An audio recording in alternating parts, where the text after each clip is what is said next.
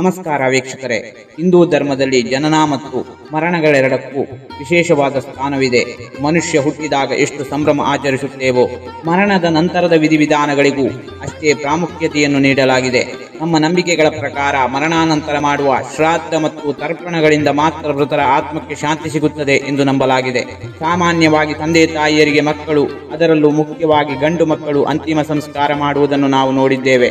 ಆದರೆ ಪ್ರಶ್ನೆ ಎಂದರೆ, ಒಬ್ಬ ವ್ಯಕ್ತಿ ಮದುವೆಯಾಗದೆ ಅಂದರೆ ಅವಿವಾಹಿತನಾಗಿ ಮರಣ ಹೊಂದಿದರೆ ಅವನಿಗೆ ಶ್ರಾದ್ದ ಮಾಡುವ ಹಕ್ಕು ಅಥವಾ ಅಧಿಕಾರ ಯಾರಿಗೆ ಇರುತ್ತದೆ? ಅವನ ಆತ್ಮಕ್ಕೆ ಮುಕ್ತಿ ಸಿಗುವುದು ಹೇಗೆ? ಈ ಬಗ್ಗೆ ನಮ್ಮ 18 ಪುರಾಣಗಳಲ್ಲಿ ಒಂದಾದ ಗರುಡ ಪುರಾಣ ಏನು ಹೇಳುತ್ತದೆ ಎನ್ನುವ ಸಂಪೂರ್ಣ ಮಾಹಿತಿಯನ್ನು ಇವತ್ತಿನ ವಿಡಿಯೋದಲ್ಲಿ ತಿಳಿಯೋಣ. ಗರುಡ ಪುರಾಣ ಪ್ರಕಾರ ಸಾಮಾನ್ಯವಾಗಿ ಮಗನು ತನ್ನ ತಂದೆಯ ಕರ್ಮಗಳನ್ನು ಮಾಡಿದರೆ ಪಿತೃಗಳಿಗೆ ಮೋಕ್ಷ ಸಿಗುತ್ತದೆ ಎಂಬುದು ಶಾಸ್ತ್ರದ ಮಾತು. ಆದರೆ ವಿಧಿಯಾಟ ಬೇರೆಯೇ ಇದ್ದು, ಒಬ್ಬ ಮಗ ಮದುವೆಯಾಗುವ ಮುನ್ನವೇ ಅಕಾಲಿಕ ಮರಣ ಹೊಂದಿದರೆ ಪರಿಸ್ಥಿತಿ ಬದಲಾಗುತ್ತದೆ. ಅವಿವಾಹಿತನಾದವನಿಗೆ ಹೆಂಡತಿಯಾಗಲಿ ಅಥವಾ ಮಕ್ಕಳಾಗಲಿ ಇರುವುದಿಲ್ಲ.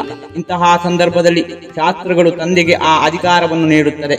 ತನ್ನ ಮಗನ ಆತ್ಮಕ್ಕೆ ಶಾಂತಿ ಮತ್ತು ಸದ್ಗತಿ ಸಿಗಲೆಂದು ತಂದೆಯೇ ಮುಂದೆ ನಿಂತು ಶ್ರಾದ್ದ ಸಂಸ್ಕಾರಗಳನ್ನು ಮಾಡಬೇಕು.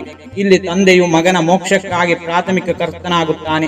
ಒಂದು ವೇಳೆ ಮೃತಪಟ್ಟ ಅವಿವಾಹಿತ ವ್ಯಕ್ತಿಯ ತಂದೆ ಬದುಕಿಲ್ಲದಿದ್ದರೆ ಅಥವಾ ಅವರು ಅನಾರೋಗ್ಯದಿಂದ ಹಾಸಿಗೆ ಹಿಡಿದಿದ್ದು ವಿಧಿಗಳನ್ನು ಮಾಡಲು ಅಸಮರ್ಥರಾಗಿದ್ದರೆ ಆಗ ಧರ್ಮಶಾಸ್ತ್ರವು ಪರ್ಯಾಯ ಮಾರ್ಗವನ್ನು ಸೂಚಿಸುತ್ತದೆ.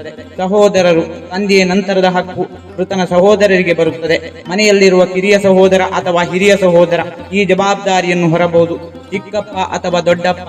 ಒಂದು ವೇಳೆ ಮೃತನಿಗೆ ಸ್ವಂತ ಸಹೋದರರು ಇಲ್ಲದಿದ್ದರೆ ಆಗ ತಂದೆಯ ಸಹೋದರರು ಅಂದರೆ ಮೃತನ ಚಿಕ್ಕಪ್ಪ ಅಥವಾ ದೊಡ್ಡಪ್ಪಂದಿರು ಶ್ರಾದ್ದ ವಿಧಿಗಳನ್ನು ನೆರವೇರಿಸಬಹುದು. ಕುಟುಂಬಸ್ಥರು ಇವರಾರೂ ಇಲ್ಲದ ಪಕ್ಷದಲ್ಲಿ ರಕ್ತ ಸಂಬಂಧದ ಅಥವಾ ಕುಟುಂಬದ ಹತ್ತಿರದ ಯಾವುದೇ ಸದಸ್ಯರು ಈ ಆಚರಣೆಗಳನ್ನು ಮಾಡಲು ಗರುಡ ಪುರಾಣ ಅನುಮತಿ ನೀಡುತ್ತದೆ.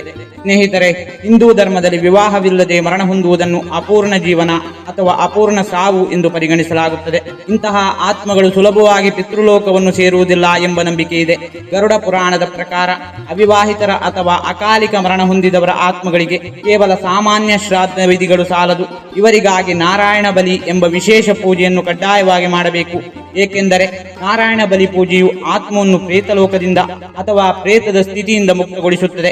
ಈ ಪೂಜೆಯ ನಂತರವೇ ಆ ಆತ್ಮವು ಪೂರ್ವಜರ ಲೋಕದಲ್ಲಿ ಅಥವಾ ಪಿತೃಲೋಕದಲ್ಲಿ ತನಗಾದ ಸ್ಥಾನವನ್ನು ಪಡೆದು ಶಾಂತವಾಗುತ್ತದೆ. ಆದ್ದರಿಂದ ಅವಿವಾಹಿತರ ಮುಕ್ತಿಗೆ ಈ ಆಚರಣೆ ಅತ್ಯಂತ ಶ್ರೇಷ್ಠ ಮತ್ತು ಅವಶ್ಯಕ. ಹೀಗೆ ನಮ್ಮ ಸನಾತನ ಧರ್ಮದಲ್ಲಿ ಪ್ರತಿಯೊಂದು ಜೀವಿಗೂ ಮರಣದ ನಂತರ ಸದ್ಗತಿ ದೊರಕಿಸಲು ಸ್ಪಷ್ಟವಾದ ನಿಯಮಗಳಿವೆ. ಅವಿವಾಹಿತ ವ್ಯಕ್ತಿಯು ತೀರಿಕೊಂಡಾಗ ಕುಟುಂಬದವರು, ವಿಶೇಷವಾಗಿ ತಂದೆ ಅಥವಾ ಸಹೋದರರು ಶ್ರದ್ಧಾಭಕ್ತಿಯಿಂದ ಈ ಕಾರ್ಯಗಳನ್ನು ಮಾಡಿದರೆ ಆ ಆತ್ಮವು ಖಂಡಿತವಾಗಿಯೂ ಪರಮಾತ್ಮನ ಪಾದ ಸೇರುತ್ತದೆ ಎಂದು ಗರುಡ ಪುರಾಣ ತಿಳಿಸುತ್ತದೆ.